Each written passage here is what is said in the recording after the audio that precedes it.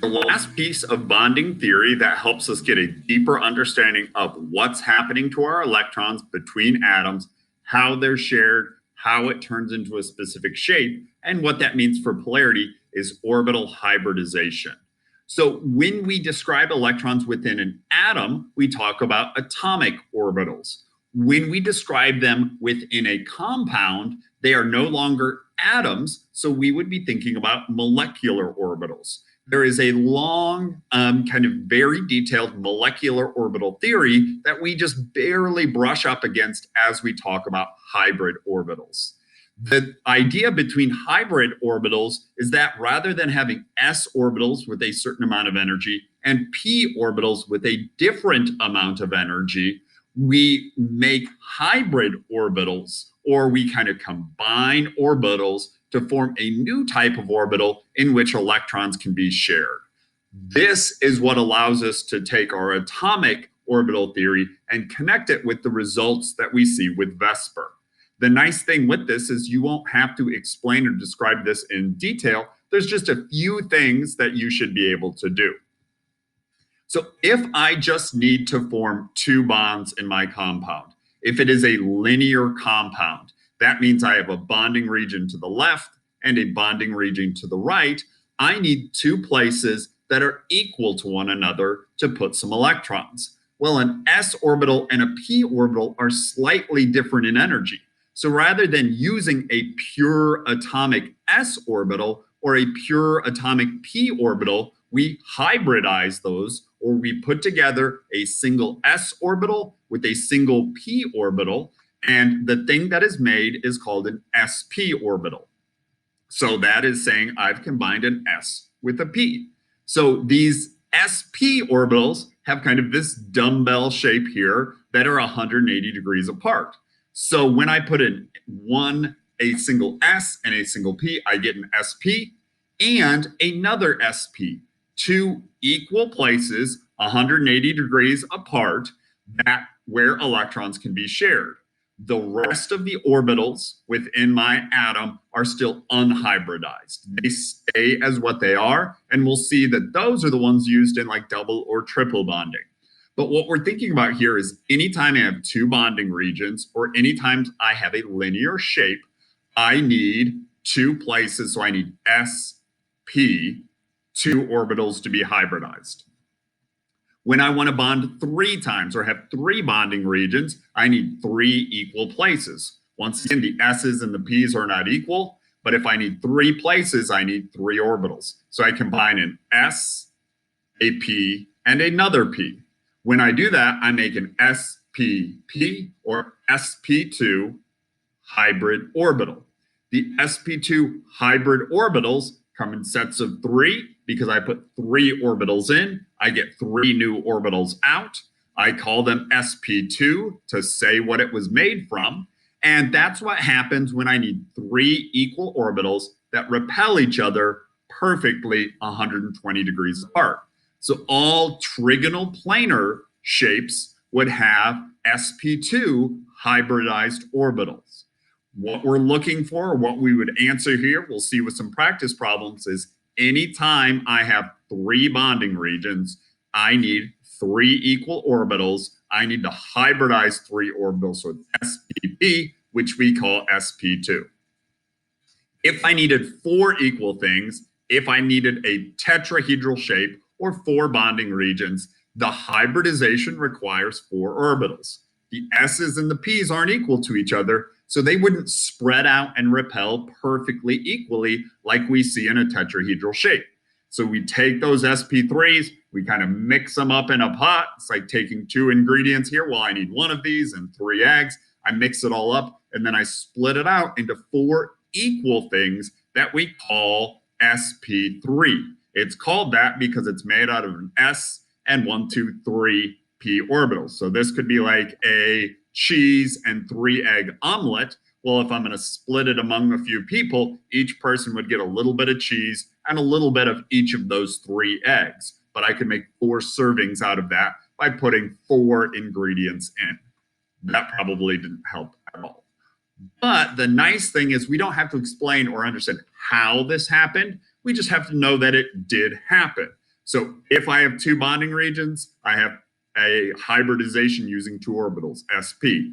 3 is 3, sp2, 4 is 4 for sp3, which leads us to an understanding of how things bond or how these orbitals are actually overlapping and making a place for electrons. The S and the P lead us to use the Greek letters sigma and pi.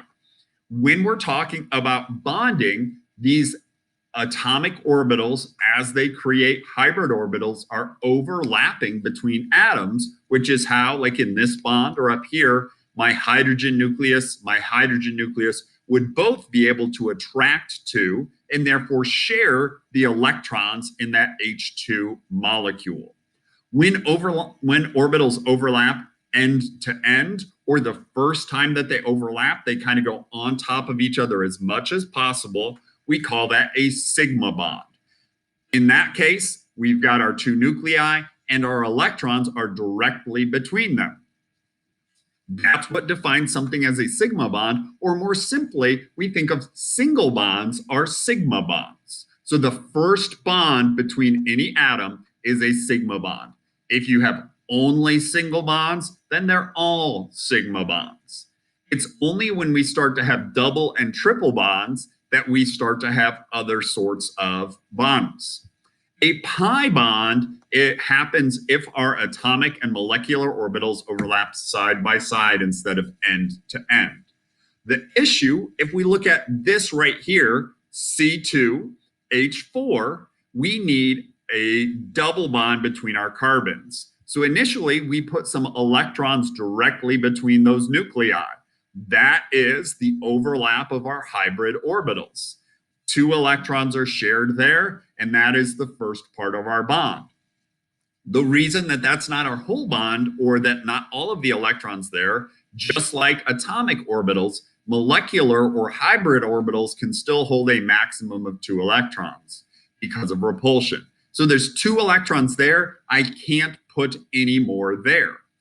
But my carbon atom in this case still has some orbitals that weren't involved in the hybridization. When I make sp2, I used spp. I still have a p left over that I didn't use. So that p orbital can overlap side by side, allowing me to have a double bond.